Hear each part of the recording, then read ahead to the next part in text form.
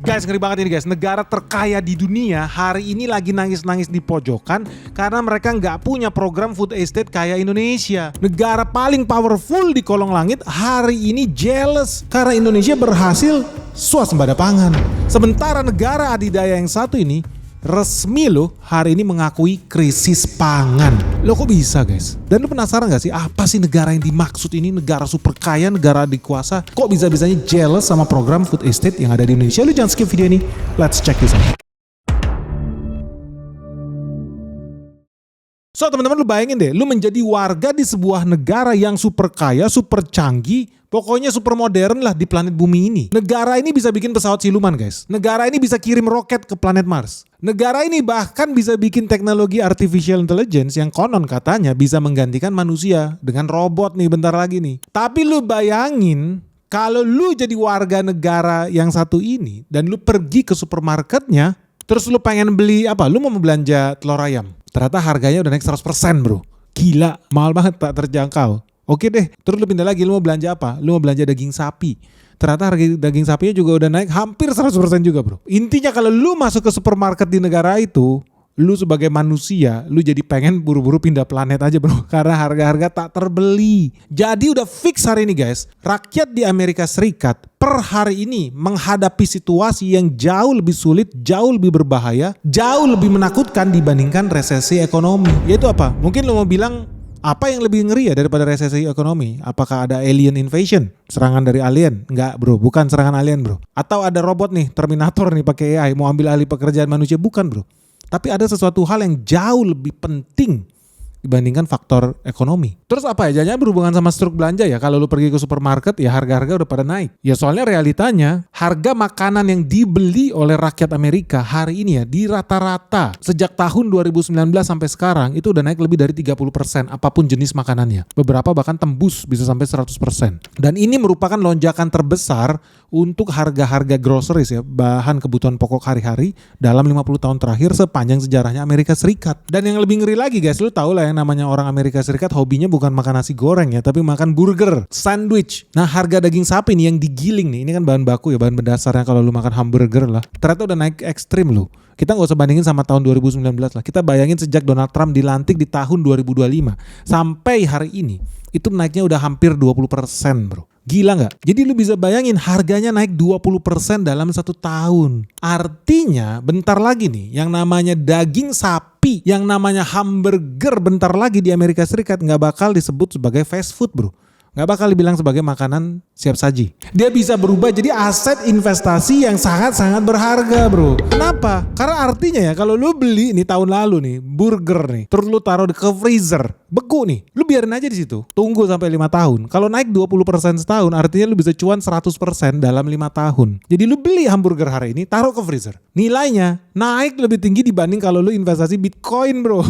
Hari ini lu tambah jadi combro ya kalau investasi Bitcoin. Aset lu tambah hancur, tambah miskin. Tapi kalau lu beli hamburger terus lu frozen, wah ternyata valuasinya naik lebih tinggi lu dibanding Bitcoin. Lu bayangin bro, naiknya hampir 20% loh dalam 1 tahun sejak si Donald Trump itu dilantik. Jadi lu bayangin lama-lama orang kalau pergi ke restoran mau beli burger harganya naik terus, dia pasti nanya, ini gue lagi makan emas apa makan burger sih sebenarnya, harganya kok naik terus. Ngalahin bunga deposito bro, naiknya 20% loh 1 tahun loh. Nah terus lu pasti ngamuk-ngamuk lah ya di restoran, kok harganya naik terus lebih cepat dibanding bunga deposito di Indonesia yang cuma 6% setahun.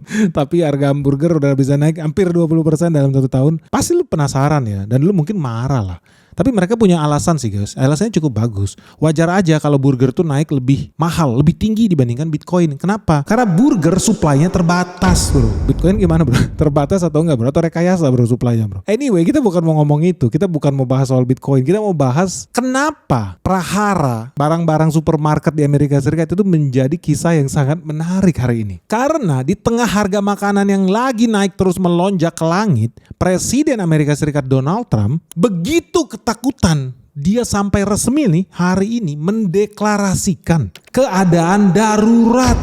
Amerika Serikat krisis pangan resmi bro. Dan ini kisah yang menurut gue konyol banget guys. Kalau lu lihat ya kisahnya Donald Trump terpaksa mendeklarasikan keadaan darurat, negaranya krisis pangan, padahal Indonesia hari ini swasembada pangan, kok kayak kebalik langit dan bumi. Ternyata gara-gara ulah dia sendiri, ngaco memang. Nah itulah akibatnya kalau lu pilih presiden dablek bro. Lu makanya jangan skip video ini, gue bakal jelasin kenapa krisis hari ini yang terjadi di Amerika Serikat ya gara-gara si Donald Trump sendiri, dan lucu sebetulnya ceritanya. Well anyway, gara-gara Amerika Serikat sudah membuat deklarasi krisis pangan, Trump kemudian membatalkan tarif. Dia sekarang lagi hobi ngasih tarif nih ke negara-negara kecil. Tarif apa yang dibatalkan? Tarif terhadap beberapa jenis komoditas yang datang dari negara Maroko.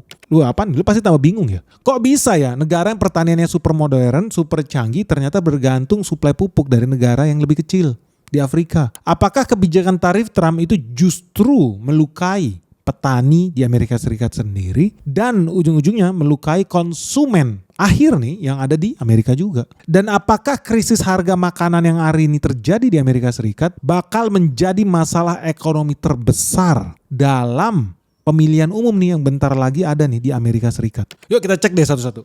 Jadi gini guys, ini sebetulnya ada hubungannya juga sama si wars ya. The Fed di Amerika Serikat kan batal mau naikin suku bunga. Karena kata dia sih kayaknya inflasi di Amerika Serikat itu membaik. Versi dia tentunya. Artinya nggak usah nih naikin suku bunga. Versi dia juga. Intinya kalau seandainya inflasi itu turun, kok pertanyaannya harga-harga makanan nggak ikut turun guys? Ini jadi pertanyaan di Amerika Serikat. Nah inilah salah satu contoh bentuk kesalahpahaman yang paling umum mengenai inflasi guys. So ketika pemerintah di Amerika Serikat bilang inflasi itu turun, masyarakat langsung membayangkan, oh artinya harga-harga bakal ikut turun.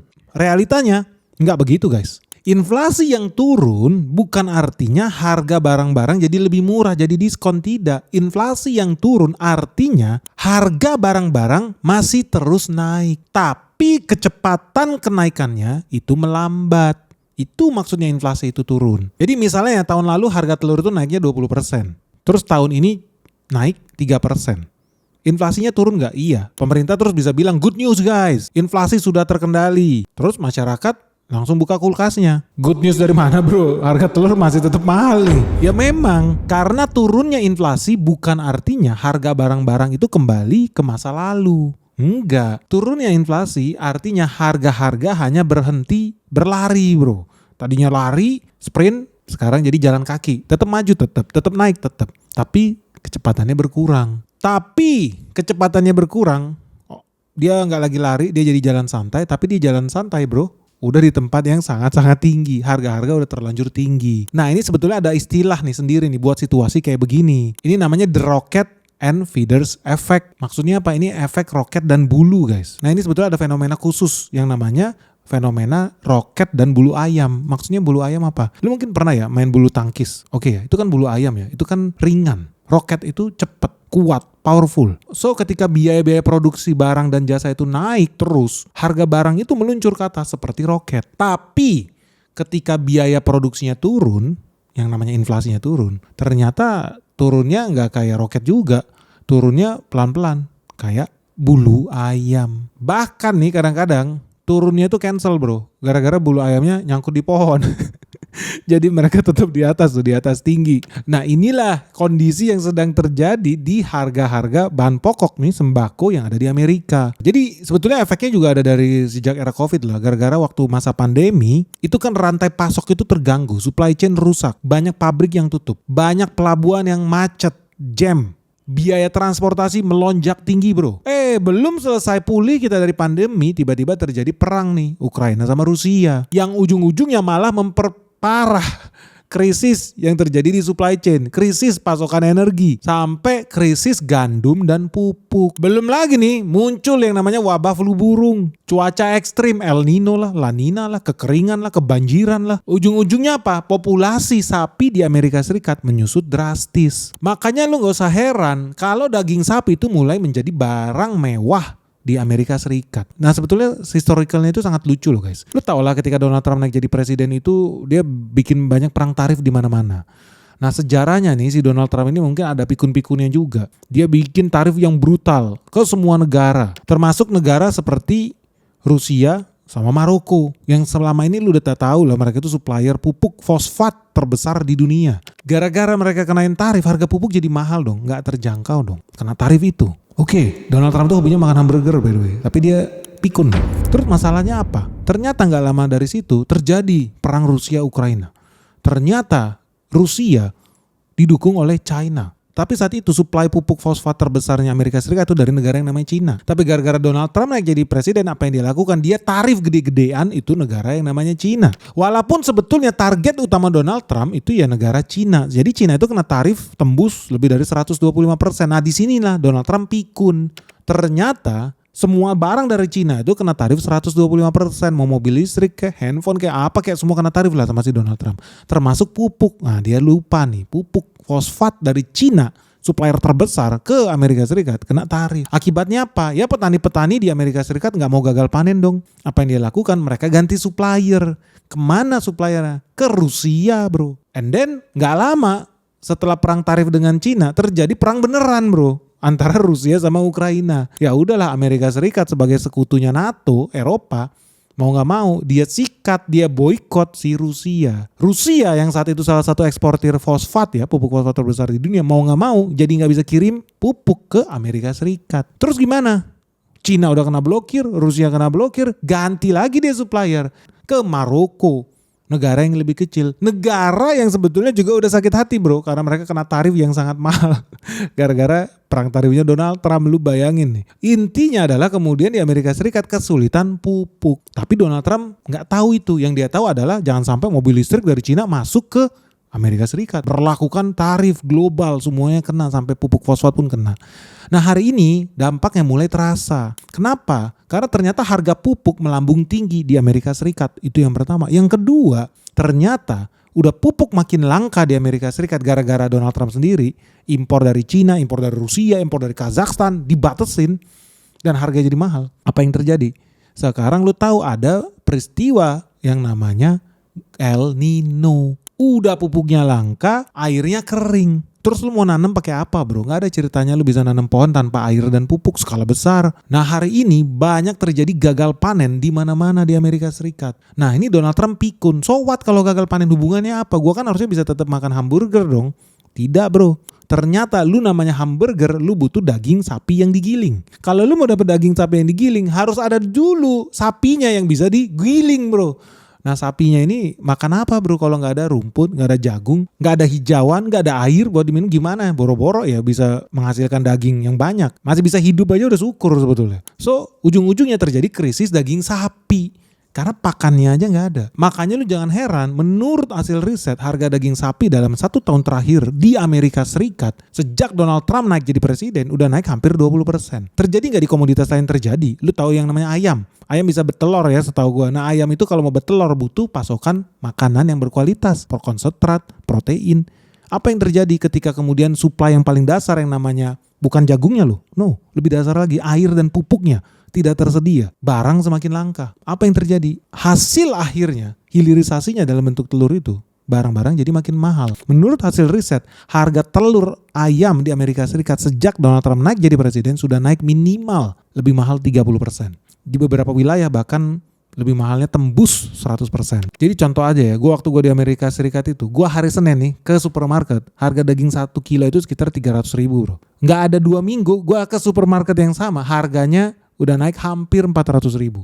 Gila bro, lomba mereka udah kayak mobil F1 aja nih, lu belanja di supermarket mendingan lu belanja masuk freezer lah. Bisa jadi aset tuh, nilainya naik terus bro. Jadi ternyata Donald Trump baru sadar kalau dia bikin perang tarif, harga pupuk jadi makin mahal, tak terbeli sama petani-petani Amerika Serikat. Plus tambah lagi ada El Nino, global warming segala macam, krisis air. Ujung-ujungnya apa? Pengaruh ke harga-harga makanan yang ada di restoran, di rumah lu, di toko-toko swalayan. Jadi ternyata salah satu penyebab jumlah ternak sapi, ternak ayam di Amerika berada di level terendah dalam beberapa dekade terakhir ini. Bukan karena ada penyakit, virus atau serangan alien, tidak bro. Karena ya peternak itu menghadapi biaya pakan yang terus naik tinggi, kekeringan, biaya tenaga kerja, belum lagi kredit bank makin lama bakal makin mahal. Karena suku bunga bakal naik terus tinggi. Tapi kenapa baru terasa sekarang dampaknya? Kan perang tarif udah lama nih, udah beberapa tahun. Simpel aja. Karena lu kalau ternak sapi itu gak kayak lu pencet tombol di handphone lu. Tinggal lu taruh duit 100 juta, sapi langsung tambah 100 kali lipat. Gak begitu dalam hitungan detik. Yang namanya sapi butuh waktu buat lahir, tumbuh, makan, berkembang biak. Artinya ketika populasi ternak menurun, pasokannya itu nggak mungkin bisa dipulihkan dalam hitungan 1, 2, 3 minggu. Nggak mungkin bisa diselesaikan krisis populasi ternak di Amerika Serikat cuma dengan rapat-rapat kabinet, rapat dengan anggota dewan, nggak ada. Karena dampaknya itu tidak terlihat tapi akan terasa setelah beberapa waktu. Makanya nggak usah heran belakangan ini banyak keluarga di Amerika Serikat yang mulai mengubah pola makannya. Jadi daging sapi dulu di Amerika Serikat merupakan makanan biasa nih. Bukan dianggap sebagai barang mewah guys, jujur aja nih. Tapi belakangan ini mulai banyak nih konsumen di Amerika yang ganti ke daging ayam protein yang lebih murah. Bahkan ada yang ngurangin porsi makannya. Ya lu bayangin aja kalau di Indonesia beruntung lah ya anak-anak di Indonesia. Halo guys, ngeri banget ini guys. Market terus-menerus nyungsep, merah membara dan crash di mana-mana. Nah, buat teman-teman yang merasa bingung nih gimana cara melewati navigasinya nih. Peperangan yang terjadi di Iran, bentar lagi buka cabang di Asia. Kalau lu nggak siap guys, lu jangan kaget kalau lu harus berpisah dengan harta kekayaan lu. Nah, terus gimana kalau teman-teman yang masih belum tahu dan belum tahu gimana caranya bersiap menuju dunia yang makin kacau ini? Jangan sampai lu investasi lu terganggu. Segera gabung di Benix Investor Group. Karena apa yang terjadi di market crash hari ini, merah membara, sudah gue share dari tahun lalu. Dan hari ini semua berjalan sesuai skenario yang gue ajarin. So buat teman-teman yang pengen tahu gimana caranya cari cuan ya di era perang dunia 3 ini, segera daftarkan dirimu sekarang juga hanya di www.benix.id. Karena cuma di sini ya kita bakal ajarin lu gimana cara investasi yang benar. Kita bakal ketemu dengan direksi-direksi perusahaan top yang ada di Indonesia. Kita akan ajak lu buat site visit, temu emiten, bahkan kita ada acara sebentar lagi gala dinner bersama seluruh investor di Benix Investor Group. So tunggu apa lagi guys? Orang dari luar negeri aja berbondong-bondong buat ikut Benix Investor Group. Masa lu ketinggalan? Benny Batara, the founder of the Benix Investor Group. Yuk buruan segera daftar di Benix Investor Group sekarang juga. Ya lu bayangin aja kalau di Indonesia beruntung lah ya anak-anak di Indonesia SD SMP lu kalau pergi ke sekolah perlu nggak kosong. Lu dapat MBG minimal dari daerah lu. Tapi di Amerika Serikat guys ini brutal nih jarak antara si miskin dan si kaya. Lu bayangin 40% anak yang pergi sekolah di Amerika Serikat itu tidak makan. Perutnya kosong karena nggak punya duit. Ini data yang valid guys. Lu bayangkan 4 dari 10 anak di Amerika Serikat nggak sanggup beli sarapan bro. Belajar dengan perut kosong. Makanya lu nggak usah heran kalau Amerika Serikat bakal dibalap sama India. India ada MBG. Bakal dibalap sama Cina. Selesai lu. Ini fakta bro. Makin banyak orang miskin di sana yang nggak sanggup bahkan mau makan daging ayam aja ya mereka bagi-bagi. Yang tambah kaya siapa? Oligarki. Dan ini bahaya guys karena penting buat anak-anak kecil kita ya pergi sekolah itu bisa makan yang bergizi supaya dia nggak stunting, supaya dia pinter. Bukan nanti jadi beban negara bro. Tapi gimana caranya dia bisa jadi pinter bro? Kalau nggak dapat protein dari sumber makanan yang bagus. Apa bisa lu dapat protein dari motivasi doang, dari kata-kata bijaksana di grup-grup WhatsApp itu? Kagak bisa bro. Itu gak bisa bikin kenyang. Dan fenomena ini bener-bener krusial. Kenapa? Karena kalau lu beli makanan itu beda ya sama lu beli handphone lah. Lu beli iPhone terbaru itu beda loh. Ketika harga iPhone terus naik, lu bisa menunda membeli iPhone, menunda upgrade handphone lu. Tapi bayangin, ketika harga makanan naik, lu gak bisa bilang sama anak lu, bro, bulan ini kita puasa dulu ya, nggak ada duit, kita tunda dulu lah puasa untuk bulan ini. Kita tunggu ya sampai Bank Sentral nurunin suku bunga, baru nanti kita belanja makanan lagi. Kan nggak bisa gitu bro. Karena suka nggak suka yang namanya pengeluaran buat beli makanan itu adalah jenis pengeluaran yang tidak bisa dihindari. Makanya lo nggak usah heran orang yang pegang tepung terigu di Indonesia jadi orang terkaya di Indonesia. Karena nggak bisa dihindarin bro. Keluar dikit lo kena terigu, keluar belok kanan lo kena terigu. Mundur dikit lo makan bakmi. Mie goreng, mie rebus, terigu juga. Maju sedikit lu makan gorengan. Tempe goreng, tahu goreng, bahan bakunya impor semua tuh. Tempenya kacang kedelai dari Amerika, dibungkus sama tepung goreng dari Amerika juga, tepung terigu tuh. Lu gak bisa lolos bro. Makanya yang namanya inflasi pangan itu pasti terasa jauh lebih menyakitkan dibandingkan inflasi barang mewah. Makanya penting banget buat negara-negara berkembang supaya tidak jadi budak terus-menerus. Penting mereka paham wajib swasembada pangan, wajib swasembada energi. Dua ini dulu. Amerika sekarang kena batunya nih. Dari kemarin ngerecokin terus nih negara-negara yang pengen swasembada pangan. Hari ini chaos bro. Negara Amerika Serikat resmi deklarasi krisis pangan. Nah jadi ironis nih guys, padahal Donald Trump itu ketika dia campaign dia selalu bilang make America great again, make America first terus. Makanya dia bikin tarif global, semua negara dikasih tarif tinggi sama dia. Barang impor supaya berkurang dikasih tarif sama Amerika Serikat. Memang sih secara politik ini kedengarannya sangat menarik ya, sangat bagus ya, apalagi buat mayoritas rakyat Amerika Serikat yang tidak ada otak itu, ya mereka seneng lah dengan angin surga kayak begitu tuh. America first, beli produk made in Amerika, produksi di Amerika, pekerjaan tenaga kerja harus dari Amerika Serikat sendiri.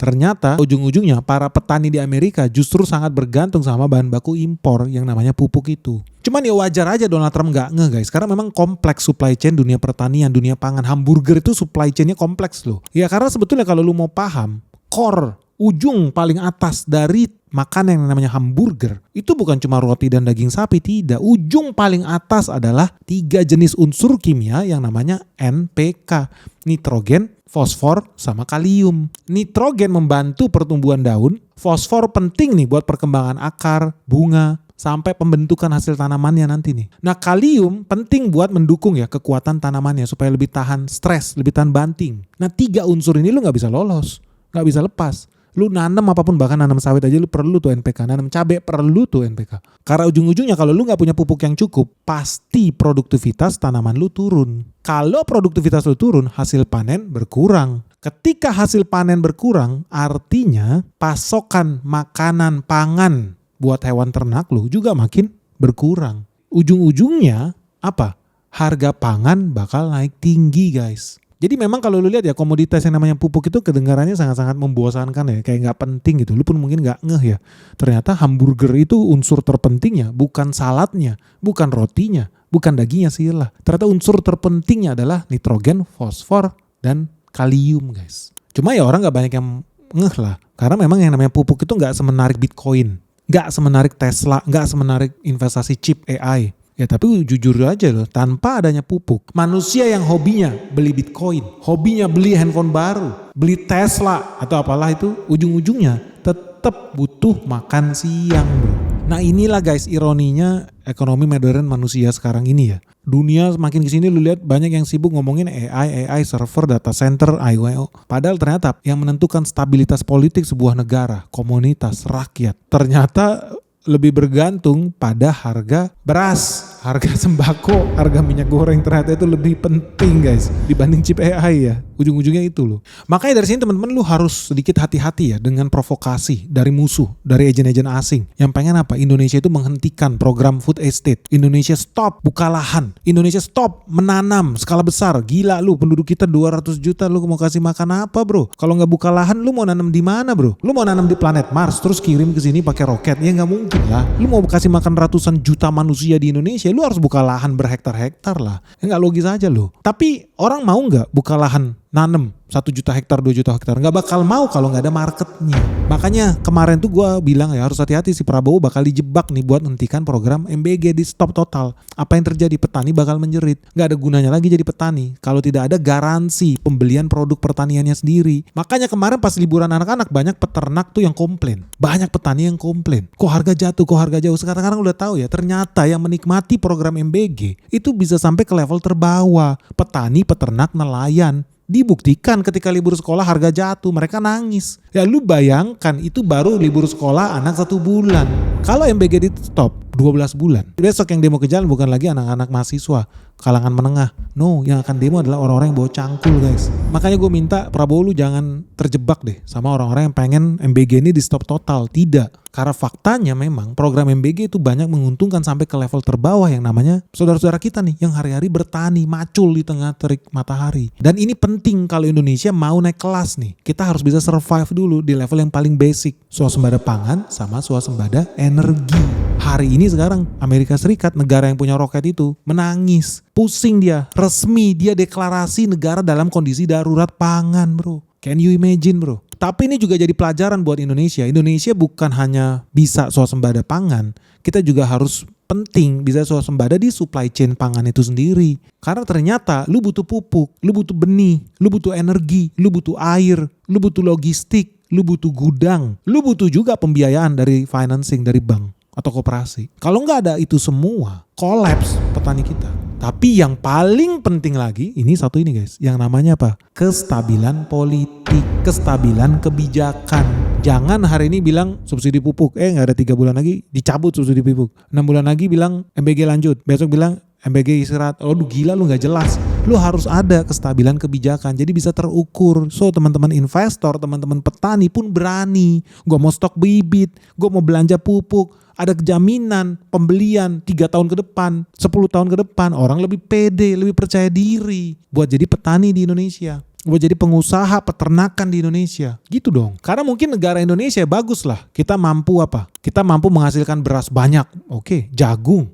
Oke. Kelapa sawit banyak. Oke. Tapi ingat, kalau bahan bakunya, pupuknya, pestisidanya, energinya masih bergantung sama negara-negara lain, sebetulnya kedaulatan pangan kita tidak 100% powerful. Kita nggak sepenuhnya berdaulat, nggak sepenuhnya kuat guys. Jadi memang kita boleh nih bikin proteksionisme, boleh, tapi harus presisi. Jangan ngaco kayak si Amerika Serikat. Bagus nasionalis, bagus. Pro petani dalam negeri, bagus. Setuju gak? 1000% kita dukung. Tapi jangan sampai kebijakan yang maksudnya baik ya, mau melindungi industri, mau melindungi masyarakat, mau melindungi petani, tapi ternyata hasil akhirnya karena nggak bisa baca supply chain itu, justru ujung-ujungnya malah membuat rakyat semakin menderita. Nah kalau yang gue lihat Indonesia terus gimana? Apakah kita separah Amerika Serikat? Tidak guys, enggak. Kalau Amerika Serikat udah di level yang paling ngaco lah. Kita bersyukurnya sendiri, Indonesia sendiri masih bisa memproduksi beberapa jenis pupuk lokal. Makanya kemarin gue seneng ketika ada investor di Indonesia yang pengen investasi lebih banyak lagi di nitrogen, di fosfat, di kalium. Karena mau gak mau itulah nyawanya kita guys. Itulah nyawa petani-petani kita, pekebun-pekebun kita, dunia sawit kita, dunia padi kita guys. So kita harus belajar nih dari paradoks yang hari ini terjadi di Amerika Serikat. Negara dengan teknologi perang militer nomor 1 di dunia, paling kaya di dunia, teknologi pertaniannya bahkan maju banget di dunia. Tapi hari ini harus mendeklarasikan darurat pangan, darurat pupuk. Gara-gara apa? Gara-gara kebijakan politik yang mereka ciptakan sendiri. Bodoh memang, aneh. Tidak, gimana nggak aneh? Karyawannya George Soros saja diangkat jadi menteri bro. Nah menurut lu sendiri gimana guys? Apakah betul ya dengan adanya deklarasi keadaan darurat pangan, krisis pangan di Amerika Serikat ini membuktikan bahwa ternyata perang tarif yang dibikin oleh Donald Trump justru menjadi bumerang buat rakyat Amerika Serikat sendiri? Dan menurut lu apakah ini artinya rakyat Amerika Serikat bakal diem saja nih dengan kondisi yang makin parah seperti ini? Karena lu gak usah heran kalau ini keadaannya terus menerus berlanjut, apalagi perang di Iran bentar lagi buka cabang, artinya lu kalau belanja daging sapi nanti di Amerika Serikat, lu harus ikut program cicilan 12 bulan bro. Kayak lu beli motor bro. Ngeri gak? Ya ngeri lah, orang harganya naik 20% setahun, kalah bunga deposito bro. So gimana guys menurut lu? Apakah krisis pangan ini bakal terus berlanjut gak sih di Amerika Serikat? Dan menurut lu Indonesia gimana nih? Apakah kita harus mendengarkan para aktivis, agen-agen asing itu buat tutup program food estate kita? Atau justru malah harus kita perluas? Kenapa? Karena ternyata krisis yang namanya El Nino, krisis kekeringan itu udah terjadi di seluruh dunia. Lu bisa bayangkan kalau Indonesia tiba-tiba harus tutup itu semua karena banyak orang yang cinta lingkungan. Gua sih setuju kalau seandainya kalau kita buka lahan baru ya dilakukan dengan bijaksana lah. Ada pertimbangan lingkungannya lah, ada kajiannya lah, ada diskusi sama masyarakatnya. Gue sangat setuju. Jadi dilakukan dengan bijak, tapi bukan artinya kita harus hentikan program food estate. Kecuali lu pengen negara kita bubar. Gara-gara apa? Gara-gara krisis pangan bro. So lu gimana? Lu setuju gak sih kalau Indonesia itu sama orang-orang yang pengen PG dihentikan? Share dong pandangan kalian di kolom komentar di bawah nih. Jangan lupa ya, segera subscribe YouTube Benix and share video kita sebanyak-banyaknya. Semoga video ini bermanfaat. Salam sehat, salam cuan. Bye-bye.